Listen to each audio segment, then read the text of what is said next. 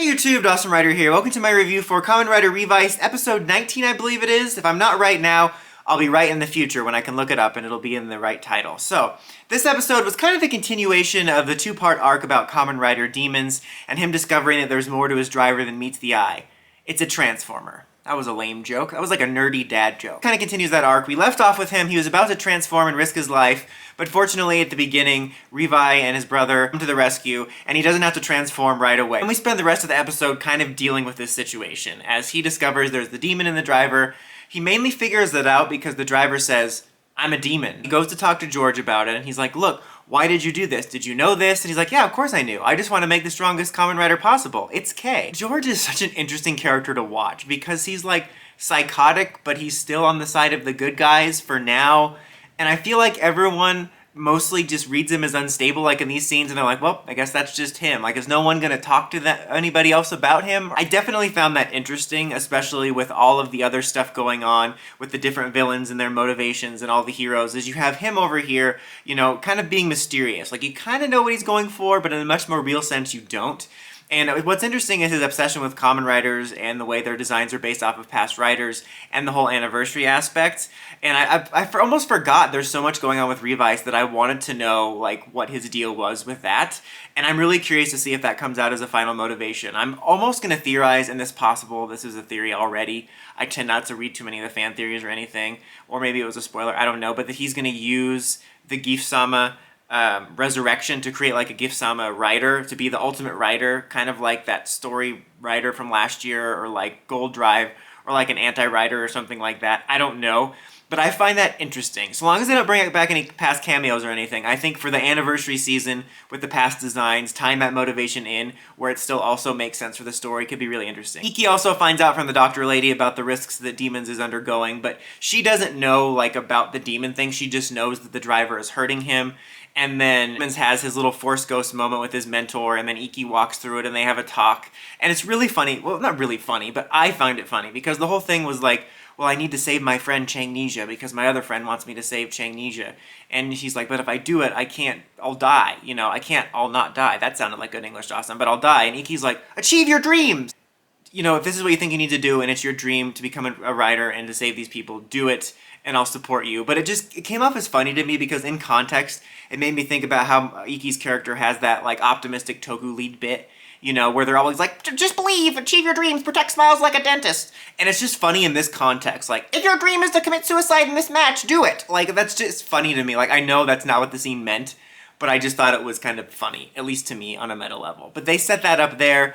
You also have Christina Aguilera as kind of mad at Julio, for getting in her way with all this stuff. And so he comes to the sister again to ask for her help.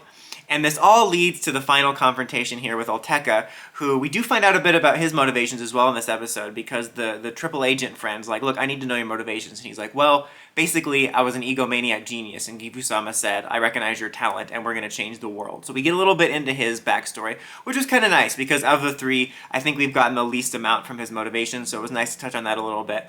But then he ends up betraying her and turns her into one of those sacrificial demons, and that leads to the final fight, and this inspires Demons to obviously fully risk his life and transform, and he winds up, you know, fighting her, and then everyone else shows up to fight everyone. It's like a huge fight. Everyone is like in there, like all the riders, almost all the villains are there, and it ends up with Aguilera and, I keep wanting to call him Sergio for some reason, Julio wind up with the Gift-sama stamp, and Olteka winds up in custody, although he doesn't seem too upset about it.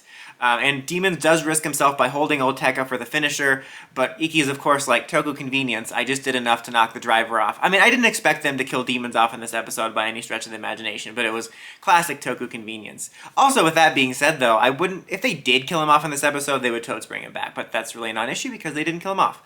But Olteka does not seem upset about being in custody. You know, either it's a part of his plan or he's just really cocky about getting out and he can just figure this into his plans already. But it definitely puts us in an interesting place.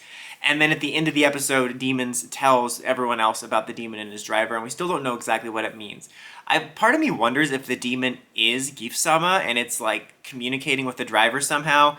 And because they keep showing, you know, like when he was conflicted over should I transform, they showed like, oh, Gift-sama's getting more energy to charge up, and I think that would be kind of interesting if that kind of coincides with it, if he ends up being possessed by Gift-sama and that becomes the Ultimate Rider. I don't know, but there's a lot of interesting stuff going on. Like I've mentioned the past couple weeks, I really like that they've kept the momentum going after that first little mini arc finale, and I like how many different motivations are going on, and George kind of being this wild card just adds to it.